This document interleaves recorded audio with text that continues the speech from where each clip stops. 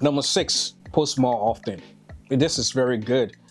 When you post more often, it gets people engaged. When you post more often, it's like you are always in the face of people, like you are always there, and it's hard for them to forget who you are. How many times you've seen something, a commercial on IG, on YouTube?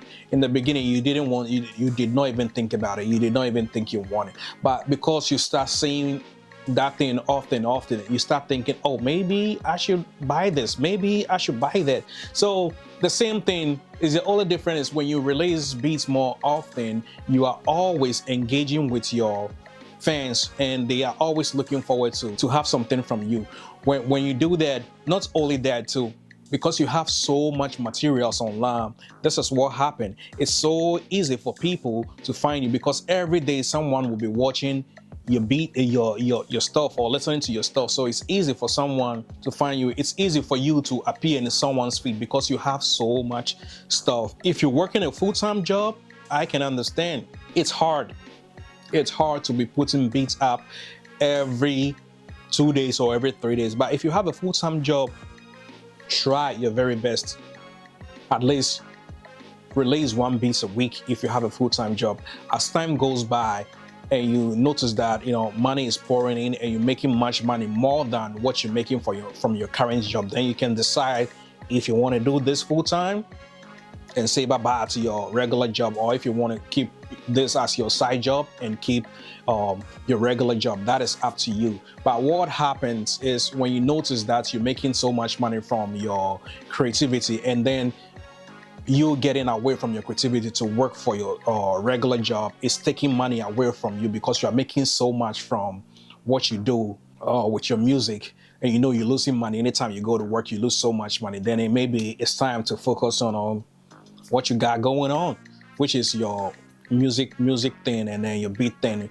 You have to focus on that. But if you're not making enough money from this, I don't encourage you to quit. Don't quit your day job. Just keep doing this and have your regular job as well, and get the money you make from there, take a certain percentage to promote your stuff. That would help you in the long run. And then once you start making more money, you decide if you want to do this. All right. Number seven, create as many beats as possible. Creating a lot of beats is really good. First, I said release more often. That is number six. Seven, create as many beats as possible. When you create a lot of beats, it's really, really good. Let's assume when you're off there, you think you can create 2 beats, do it. If you think you can create 3 beats, do it. Eventually, it will help you a lot, because whenever you're tied up and whenever you're busy and you think you can't do this, or you don't have enough time or energy to create, you already have something in your folder. You just pull it. When you pull it, you just post it. So it's always good to create as many beats as possible, but also make sure that they are good. I believe in quality over quantity. I would rather create like 3 good beats than rather create 10 beats, and out of the 10 beats, I'll choose 2 or 1 from the 10 beats. It's time consuming. We all know that. And especially, like I said, if you have a full-time job or you're a busy person, that would not be ideal. So instead of creating 10 beats and choose only 2 from them and trash the 8, why don't you take your time to create 4 or 3 good beats? This will help you eventually, and also it's time saving. Another trick I use sometimes is before I start making beats, I'll create like 3 loops. I'll spend like 7 minutes creating a loop. I spend 7 minutes here to create 1 loop, 7 minutes to create another loop, and then 7 minutes to create another loop. So I spend like 21 minutes. And then at the end of that loop, I see, okay, maybe I think this loop sounds better, so I will just pick or choose that loop and work with. And then sometimes too, the moment I touch the keyboard, I play a sound or keys that sound really good to me, and then from there I build on that. So make sure you create many beats as possible. That is if you want to make this money, if you want to make your first $1,000. All right. Number 8, let your beats page look so professional. Whatever it is, either it's loop, sample, or beats, let it look so professional. If your beats page look like a flea market, right? Nothing is organized. If someone want to buy a beats, they have to jump through hoops and loops to buy a beats. Guess what? They ain't going, they would not. I'm giving you the money, and why do I have to jump through hoops to buy something from you? I would bounce on your page and go to a different website. Unless the person really want that beats because they already write something to it or a hook or something to it, and they think that is fire and that is really something they want to really record to.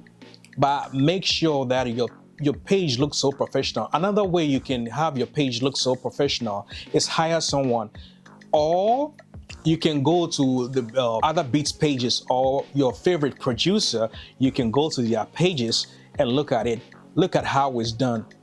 Take something from this producer's page, take something from this beats page, take something from that beats page, and then put it together and create something for you.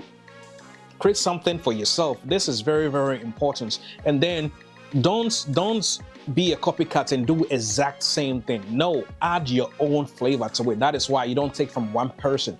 You take this idea from this person, you take this idea from that person or from that beats page, and add your own twist to it. Let it look unique, let it stand out. And sometimes when you do that, your page even starts to look more professional than the ones you took something from, because you saw what this one did, you saw what that one did, and you added your own twist to it, you added your own flavor to it. So your beats page end up looking more professional. Like I said, if you want to let it look professional, take ideas from different beats page or hire someone to do it, and someone to create your template for you. Those things can be really pricey depending on who does it for you. But to me, it's best to, when you're starting your own business, when you're starting your beats page, since no revenue is coming in yet, it's good to take ideas from other beats pages, add your own twist to it, and create something out of it. Eventually, this will really help you. And then as time goes by, when you start making money, if you want to adjust some little things to it,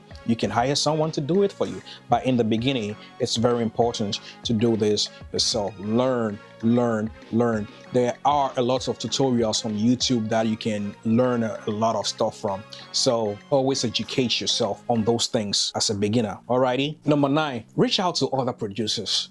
It's always good to reach out to other producers. I know this can be intimidating, and especially when you have no follower or when you have very little followers, it can be intimidating. A lot of the producers with big followers, they would not even bash to respond to you, but it's only take one yes.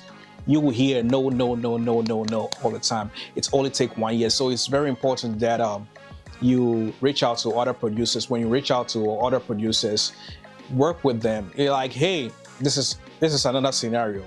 Hey, I have this loop. I would like you to use it to create a beat. And then when you sell the beat, we can split it 50-50, 40-50, 45-55, however you want to split it with. That is up to you though. However you want to split it, that is up to you. So those things help, but always make sure you have a good, again, and listen, make sure you have good relationship with the producer.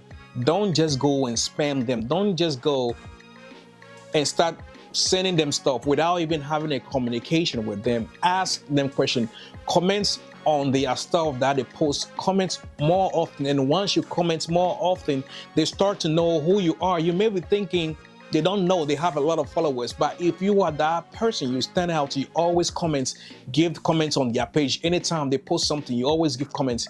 They will know who you are. And then after that, they will start liking your stuff. When you comment on their pages, they will like it. When you comment on their page, they will continue to like it. And after that, you'll reach out to them like, hey, I'm into this and that, and I would like you to listen to my, I have this sample pack. I do what you do. I want to give it to you so you can use that to create beats, or you can create an entire beat. And also, guess what? You just give it to them like, hey, this beat is finished. You can post it on your page, and when it sells, let's put it 50. A lot of producers like that because they don't even have to do any work. You've already created the beats, and the beats have to sound good. Okay? You already created the beats and it sounds really good. You give it to them. They don't have to do any work. They just have to post it on their page, and then when it sells, they take 50% off. A lot of producers would like to do this. And again, like I said, don't spam them. Make sure you create a good relationship with them before you start sending them stuff like that. I had someone do the same thing to me. I've never heard of this producer. First thing, he sent me an email with a loop telling me that he assumed this is going to sell. I should make sure I give him 50% off. I was like, who are you? I don't even know you. We don't have any relationship. You've never liked any stuff I post. I don't even know you existed. And then this is how you're going to approach me. Guess what happened? I did not reply. So you don't want to be one of those annoying producers. Make sure you have a good relationship with them before you go on there posting stuff. Okay, number 10. This is very important again. Number 10 is really important. Discounts. Discounts. Let me say it again. Discounts. Make sure that every now and then you have your stuff for discount. Put it on sale.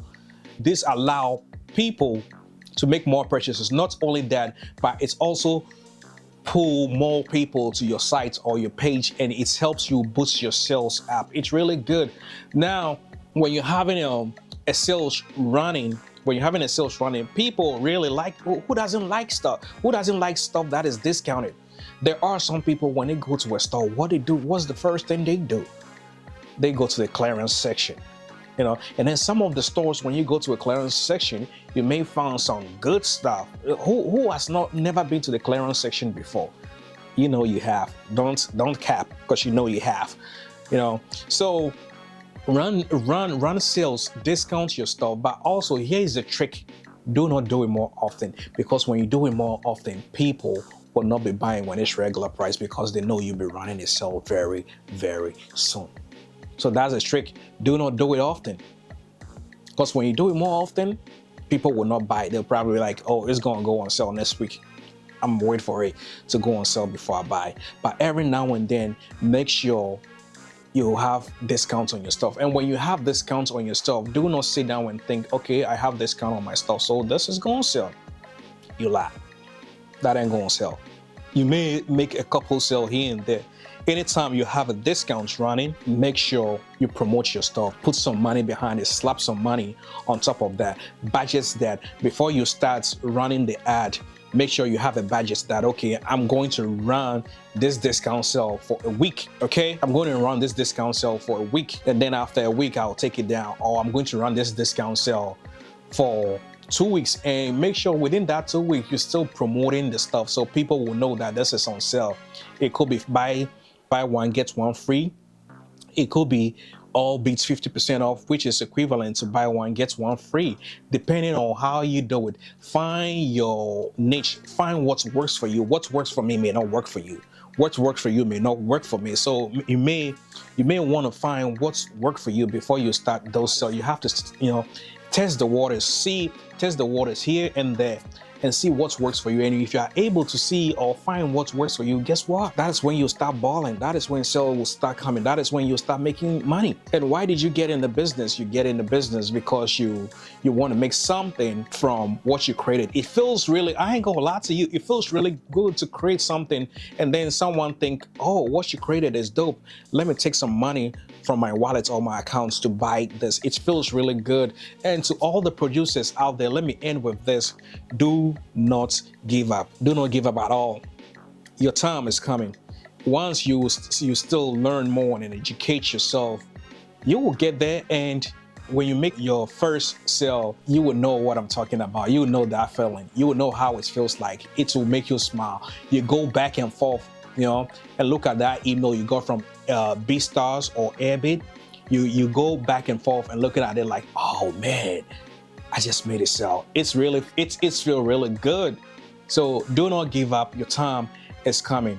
And if this is the first time you're watching this video or you're coming across this channel, I would like you to subscribe, like this video, so I can put more video out there like this for y'all to enjoy. Like, comments, share, and then most of all, subscribe. If you have any question, feel free, leave a comment below and I'll definitely get back to you. All right. Once again, this is your boy, Bada Slim. Thank you for watching. Have a wonderful morning, afternoon, and evening.